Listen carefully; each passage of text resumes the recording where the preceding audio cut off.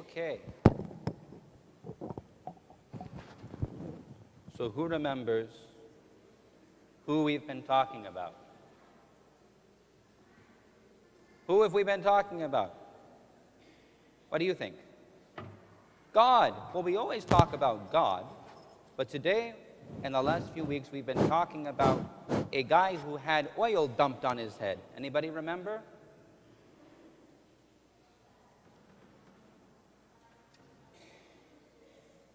Yeah, he was skinny and he was small. He was just a kid.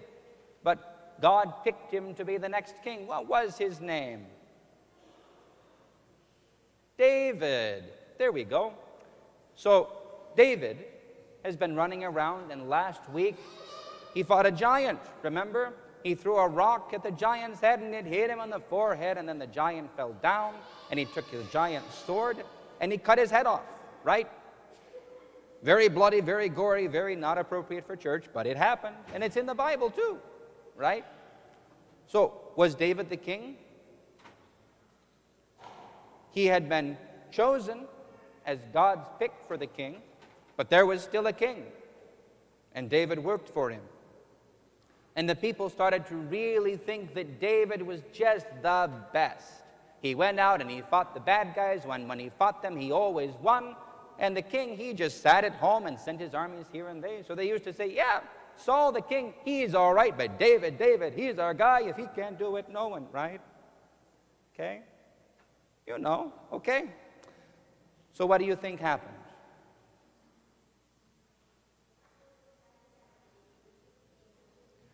You would think that, but that's kind of not how it works.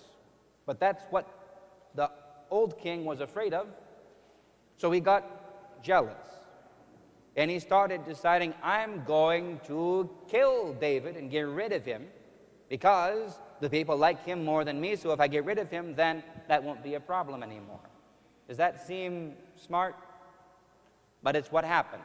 And it got so bad that David had to run away, and he was living in the desert just trying to hide from old King Saul, who was mad at him. And King Saul didn't even say, okay, well, at least now he's out in the desert. I don't have to worry about him. He came and chased him. He brought 3,000 men out into the desert to find skinny old David, who's just out there in the desert. He's got a few outlaws, a few guys, criminals that ran away and came to him. And he said, well, okay, I'll take care of you. And King Saul's chasing him. And there's one story that's important, because in all of this, did David go to the people and say, so, you see how unfairly the king is treating me? How about I be your king instead, and we kill the old guy and take his stuff? This is not what he did. He went away. He went into the desert. And when King Saul came after him one time, he's got 3,000 men, his little army, and he's camped outside a cave. And he doesn't know, but inside the cave, David is hiding. And King Saul says, guys, I need to go to the bathroom. So you all stay out here. I'm serious. It's as silly as that. I'm going to go inside the cave and I'm going to do my business, and you all stay out here. Right? Because that makes sense. You're going to go in private to go to the bathroom. So King Saul goes into the cave where David is hiding. So imagine, David's hiding there, like sort of in the pews. And King Saul is sitting here doing his go to the bathroom thing. And David's men are all, kill him, kill him, kill him, kill him, kill him. He's right here. God has given him into your hand. This is it. You kill him, you come out of the cave. The soldiers say, yay, King David, and we're all done. We can stop hiding in the desert. And David says, no. God chose King Saul before he chose me. I will not lift my hand against the anointed of the Lord. If God wants me to be king, that's in his hands. But he thought, he's sitting right there, King Saul, so he took his knife and he cut off a little piece of his robe, because he thought, I can use this. So he stayed there, and King Saul finished, and he goes outside, and he's and his army about to go away to look for David.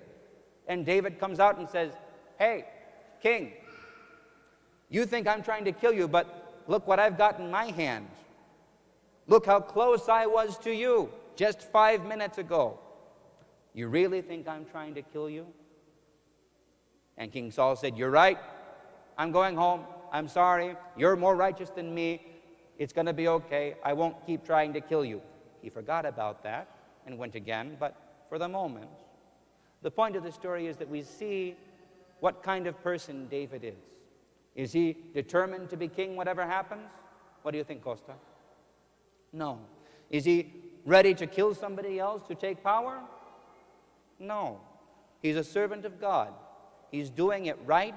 He's being patient. He's being humble. And he's leaving important things like who is going to be king in God's hands.